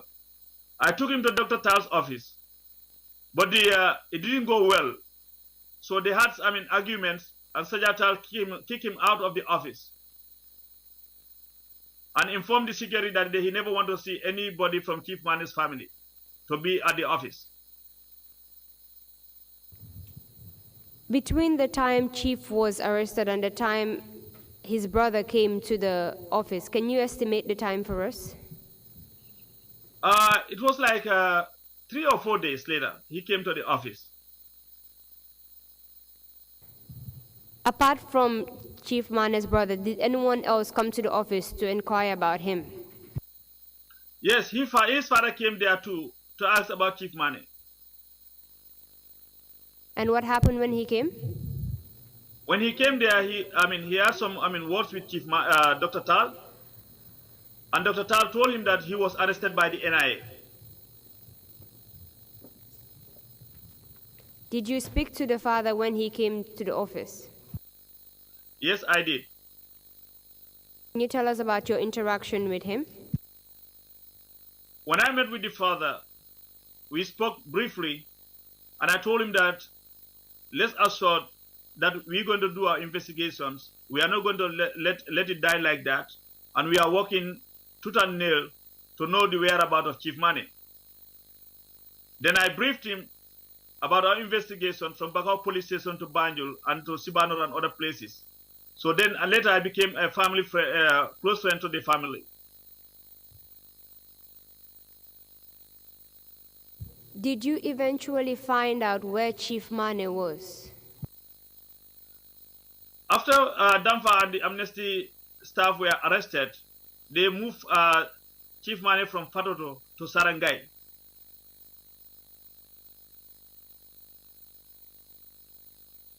How did you know about this information? We've been informed by some police officers who were not happy about his arrest and detention because he has never been charged and he's been moved from one police station to the other. And they feel that that was very wrong. Can you please tell us the police officers that gave you this information? Actually, at Sarangai, there was a police officer who was stationed there. If I didn't forget, the last name was Sar.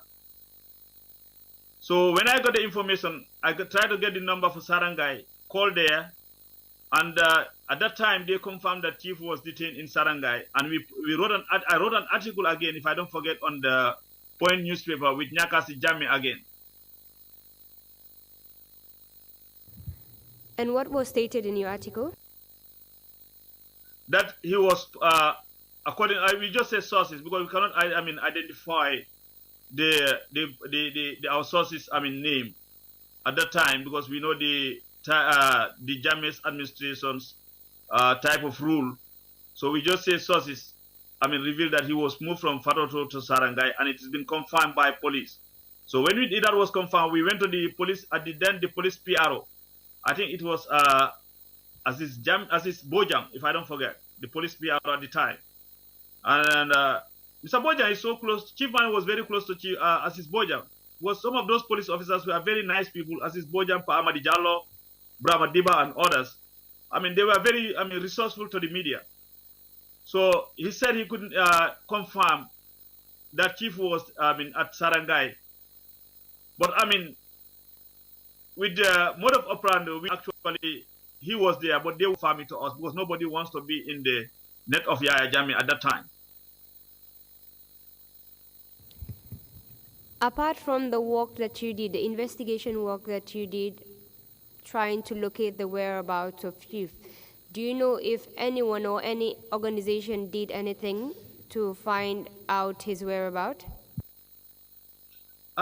Reporters Without Borders, we are doing their investigations. Amnesty International, almost the CPJ, Community to Protect Journalists.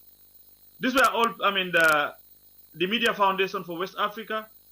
These were all, the media companies who were vigorously attacking Jammeh to produce Chief Manneh dead or alive. But, the Gambia government never adhered to this. So, after one of my trips from Nigeria, when I came home, I got the information that he was admitted to the intensive care unit. I think this was in 2006, if I didn't forget. I think 2006. Then I called at the ICU, and it happened that a friend of mine, who was also a police officer and a police medic, confirmed that Chief was there, but he was moved away from there to the military medics unit. Can you please tell us the name of that friend that told you that Chief was there at the RBTH intensive care unit? I can't remember the last name, but it was Sajo.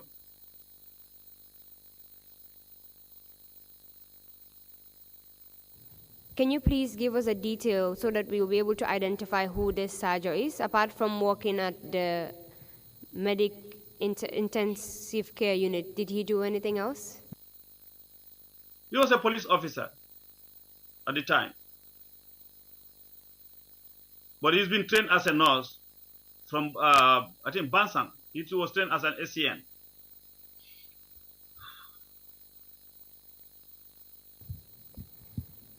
Did you go to the military Medicare unit to find out if Chief Manneh was there? Yes, I did. But I couldn't have access, and they denied that he was there. Can you tell us who was in charge of the medic unit at that time at the military barracks? I'm not too sure, but at that time, we have one Jaju who works there, and Damfa was also there, and a lady medic was also there too. You know the first name of Damfa? I'm not too sure whether it's Lamin or something, but he's a light-skinned guy. And Jaju was also there at the time, but Jaju was the one who was going to Bajinka's house to treat Sanamanjang when he got burned at the Independent. Do you know the first name of Jaju? No.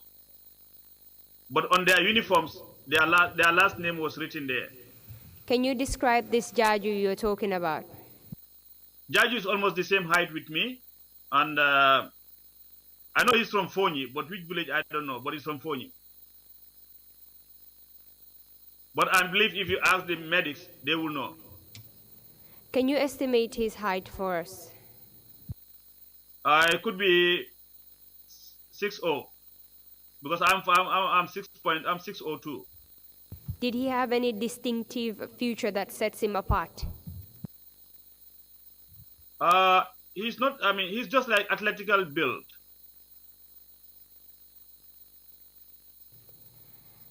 Apart from that, did you find out any other information about Chief Manneh?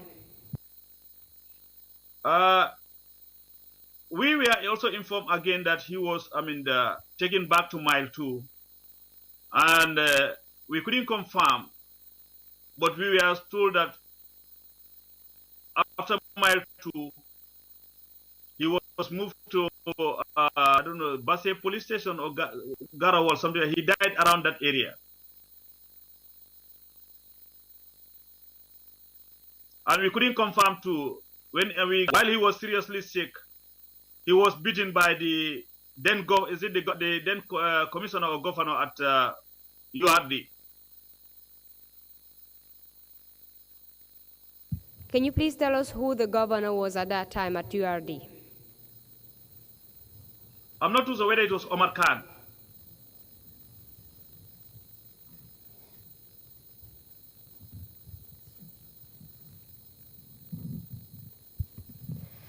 Can you please confirm the date that Chief was arrested to the date that you last heard information about him? It was on the 7th of July, 2006.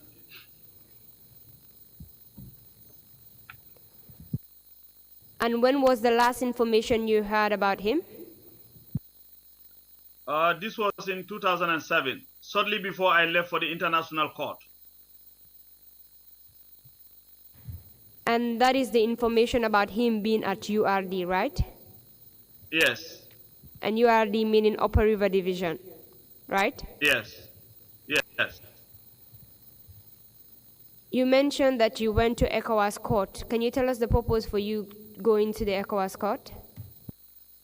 It was on a Wednesday while working at the Observer, because when they knew that, I know a lot about Chief Manneh, and I've been following the case of Chief Manneh very well.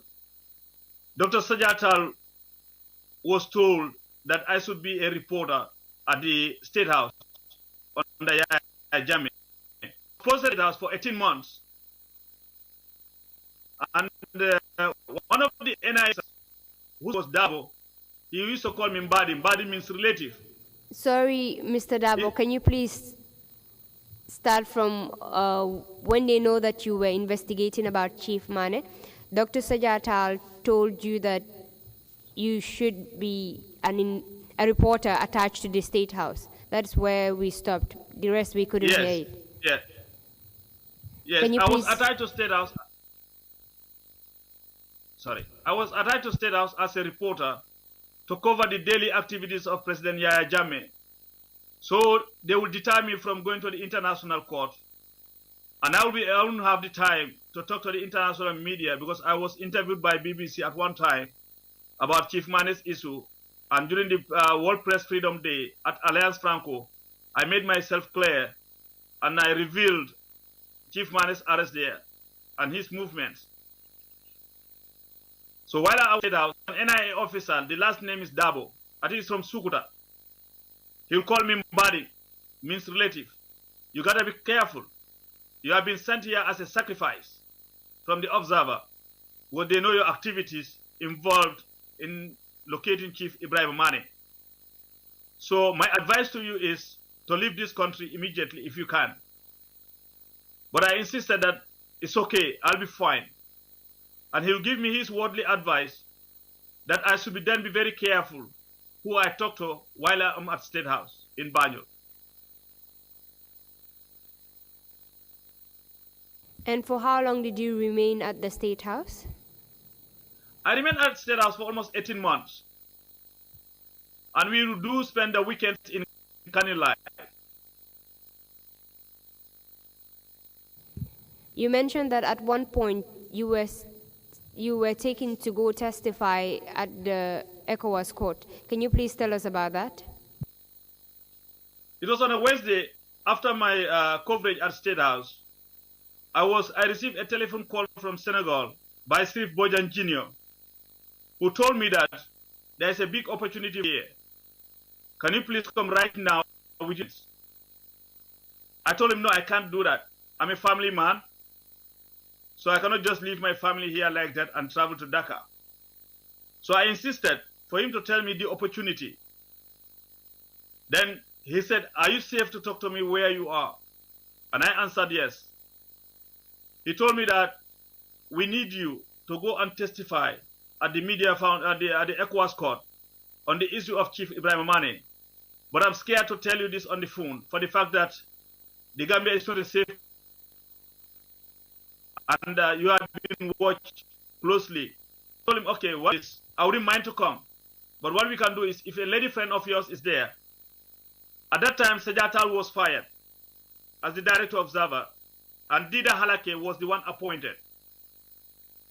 So I told him to use a lady to call Dida Halake and inform him that that lady works as the secretary to the Gambian High Commissioner in Dhaka, that I am invited to attend a conference, a 2-day conference, which he agreed.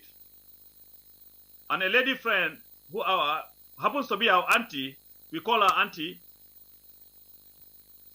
spoke with Dida Halake, but at one time Dida was saying no because Ousman has to be in Kanilai on Friday to cover an activity of the president.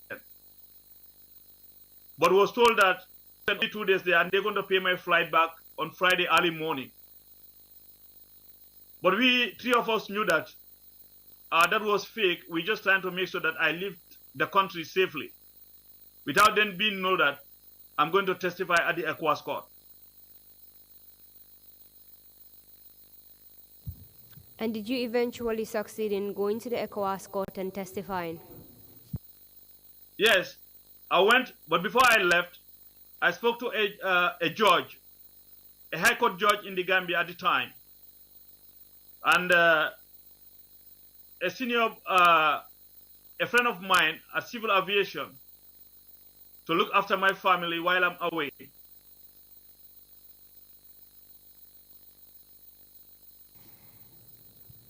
While you were away, did your family remain in the Gambia? When I left on Wednesday, on Thursday, I had a meeting with Sri Bojan Jr. together with Amijuf Cole. And Professor Kwame Karikari called from Ghana, from Dagal. When I spoke with them, at first I was reluctant to go for the fact that I left my family behind. At that time, my wife just delivered my twins, who were barely old. So I was reluctant to go, but when I think of it, I said, if I don't do it for Chief Manneh, who is going to do it? Who is going to be the next culprit of Yahya Jammeh if we don't stand firm to defend our fellow journalists? So I agreed that I'll be going. Then a friend of mine who works at Civil Aviation, I called him if he can give some money to my family so they can leave the Gambia safely. So I sent a neighbor to him.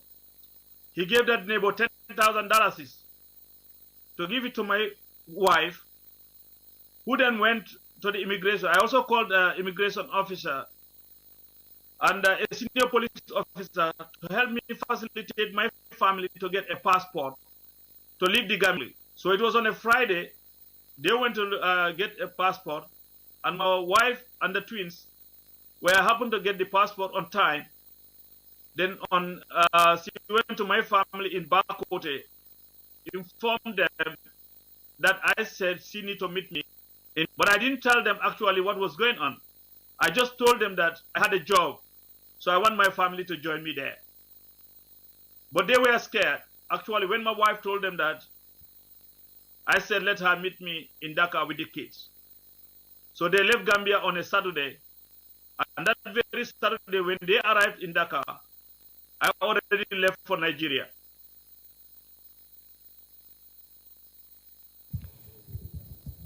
The arrest and the disappearance of Chief Manneh, can you please tell us if it had any impact on you and your fellow journalists?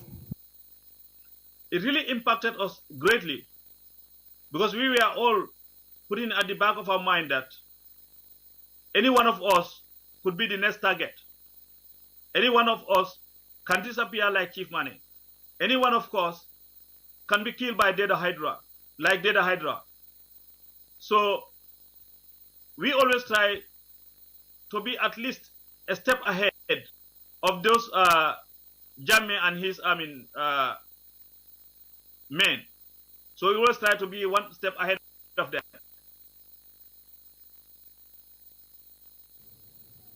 The court proceedings that you attended at the ECOWAS court, can you please tell us what the outcome of it was?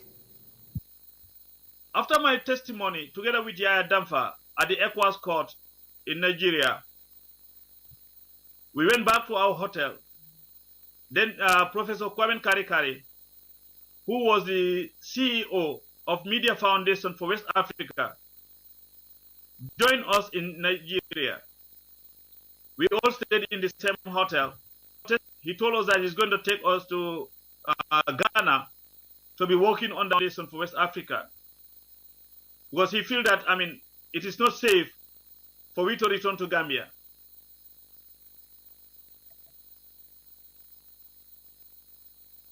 Can you tell us the outcome of the case with respect to the disappearance of Chief Manneh?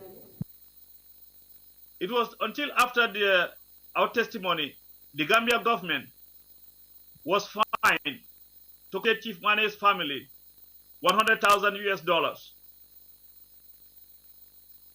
That was the verdict of the ECOWAS court. Do you know if the Gambian government took any steps to investigate the disappearance of Chief Manneh? No, they did not. Thank you very much, Mr. Darboe, for answering all of my questions. And thank you for being patient and waking up early in the morning. Can I add something there? Yes, sir. After our testimony, while my family was in Dhaka for 4 months, they joined me in Ghana. I spent 9 months in Ghana. While I was in Ghana, I received information that the Jammeh administration declared me wanted, and that I was the one who informed the Ghanaian government about the killing of the 44 Ghanaians. So I stayed in Ghana for 9 months before being relocated to the United States. But during my stay there, the Media Foundation was very cautious of who I talk to and who visits me. So I don't have access to Gambians while out there until maybe later in that year. That some of the students I'll meet out from Legon University and who are Gambians, I will have some little time with them. But the issue is the 44 Ghanaians that were killed. We did publish an article on it, and because when they killed the 7 people first and threw them at Tanje, by the Tanje seaside, where myself, Ibrahim Manneh, with Aziz Bojang and others went there, 7 bodies who were taken to the Royal Victoria post-mortem to be conducted to find out the causes of their death. But one of them escaped, and he is a Ghanaian who informed the Ghanaian government about the death of Chief Manneh. I never who informed the government about the death of those 44 Ghanaians. Thank you very much, Mr. Darboe, for that additional information. This is a matter of interest to the Commission. The Commission will look into this matter, and if need be, you will be further consulted on it as well. Thank you very much. Now I'll hand you over to the chairman and the commissioners for further questioning. All right, thank you. Thank you very much, Council, and thank you very much, Mr. Darboe, for your testimony, and really appreciate you getting up very early in the morning. Seattle is what, 7 hours, some time difference between Seattle and Banjul. But thanks again very much, for your testimony. Commissioners, do you have any questions? Thank you so much. Commissioner Kinte, you have the floor. Thank you very much, Ousman Darboe. Thank you, sir. You told us that Chief Manneh was later finally taken to URR, but you weren't sure whether it was Basse police station or Garawal police station. Yes. Could you be of any help so that we establish his last point of where he was last seen or last known to be? That was Basse police station, and that was slapped by the then governor of that place, or the commissioner, which I believe it was Omar Khan. And Chief Manneh was said to be buried in, I think, Diabugu or somewhere, Diabugu or Gambisara, he was buried at. Diabugu or Gambisara? Yeah. But around a police station, is it? It was Basse police station that he was last seen, and but the burial, he was buried around Diabugu. Thank you very much. You're welcome, sir. Thank you. Any more questions? If not, Mr. Darboe, would you have any concluding remarks to make? If you do, please proceed to make him now. Yes. Good morning from Seattle, and good afternoon to all Gambians. We have seen what the Gambia and the Gambians have gone through during the 22 years regime of Yahya Jammeh. My advice to all Gambians is to remain united. Let's see ourselves, let's see our country first. We need to work hand in hand to make sure that the Gambia become a better place of living, to make sure that the Gambia, the tyranny rule that we encountered for 22 years will not be something that will emerge in the Gambia again. As Gambians, we need to see our first than our individual interest. I would urge the Gambia government to put in place a term limit of the president's rule in the Gambia. We need to make sure that democracy flourishes in the Gambia. Let people have the right to support any political party of their choice. Let people have the right to demonstrate without asking for a permit. Let people have the right to religion of worship. Let us have the right to assemble without fear in our hearts. Let the police and the security apparatus of the Gambia know that Gambia is bigger than them, and they should treat all civilians, irrespective of their political affiliation or religion, to treat us as one family, to treat us as brothers and sisters, to make sure that the Gambia, we all live in a very conducive environment without and we have to assemble. The Gambia government should put in place to make sure that Gambia is for Gambians, and no country can develop Gambia for us without we the Gambians. Let us also be careful the use of the social media.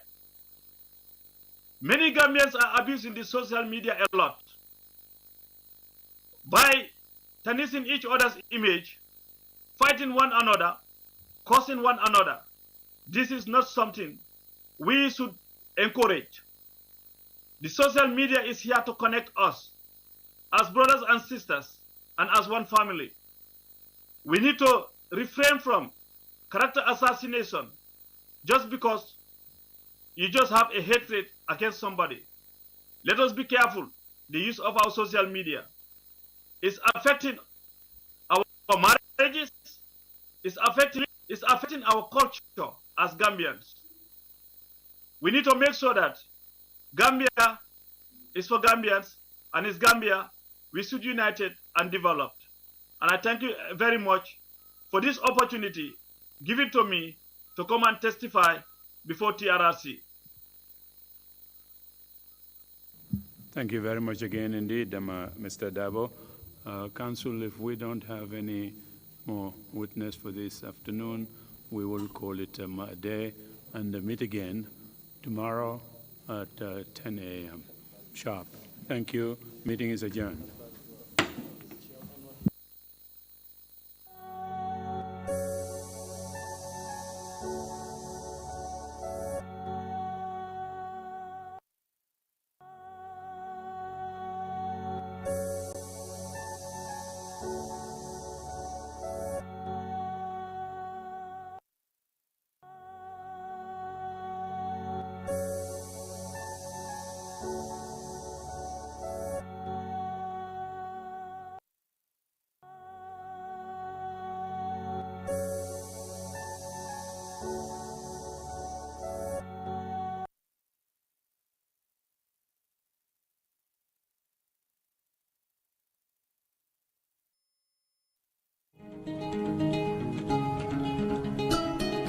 So guys, you guys got very big rams.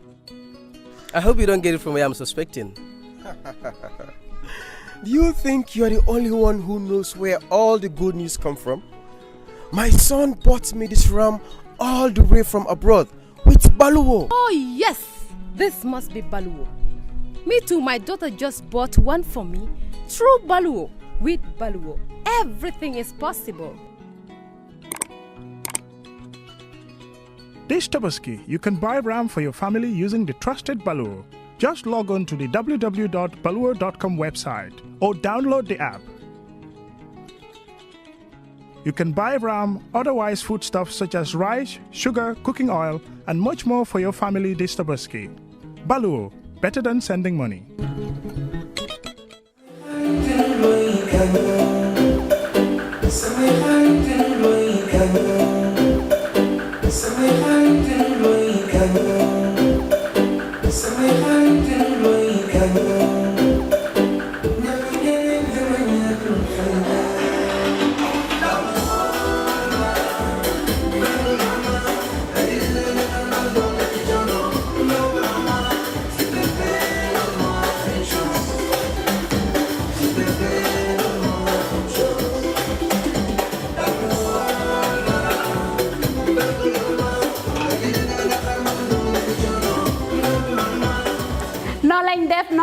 noo lañ def ñoo ñëw ak yéen rek skincare plus nara jàkkaarloo ak yéen waxtaan ak yéen tuuti rek si suñu tube suñu baax emuñ rek ci ay diw waaye comme ni ngeen ko xamee rek dañoo yëngu ci ay tube te yënguwuñ nag si just any tube suñ tube bu nekk 5 star jas na la 5 star jas na mooy jas na bi gën a pire moom la ñoo tube palmaan bi gën a fort moom la ñoo liggéeyee buñ demee Bamako ñun duñ dem ci marché bi rek buub indi déedéet dañ leen a jox suñu specs ne lañ nii lañ ko buggee nale lañ ko buggee fóot bi nangami fóot lañ bugga pour mu mun a set waaw cuubi skincare déedéet doo ko sol mu di la taxa all over the place ci gàttal ñun rek si cuub dara du doy day des not only dañoo cuub but bu la neexee ñu cuubal la ba pare nag ñawal la ñaw fi mu gën a setee nag rek la ñoo fëlee ñetti ñawkat lañ am nañ ñawkati simple nga xam ne xoppati rek mbaa def sa taille basse def sa dagit def sa roba amul benn dawme am nañ koo xam ne moo ñoo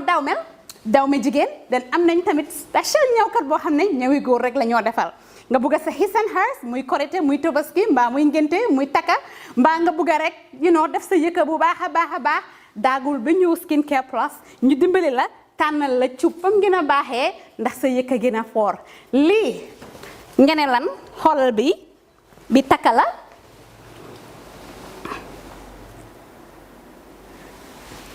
skincare fii la fu léegi yéen tey we're not all about skin we are skin care and the plus does come in so many different ways.